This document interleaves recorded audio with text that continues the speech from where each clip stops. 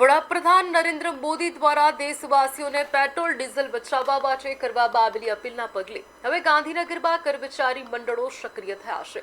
વિવિધ કર્મચારી મંડળોએ સરકાર પાસે માંગણી કરી છે કે ઇંધણની બચત કરવા માટે રાજ્યમાં ફરી એકવાર વર્ક ફ્રોમ હોમની સુવિધા આપવામાં આવે।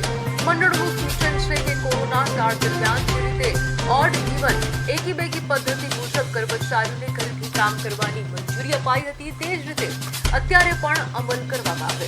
કર્મચારીઓનું માનવું છે કે આ પદ્ધતિ લાગુ કરવાથી વાહન વ્યવહાર કરશે અને પેટ્રોલ ડીઝલના વપરાશમાં મોટો ઘટાડો કરી શકાશે।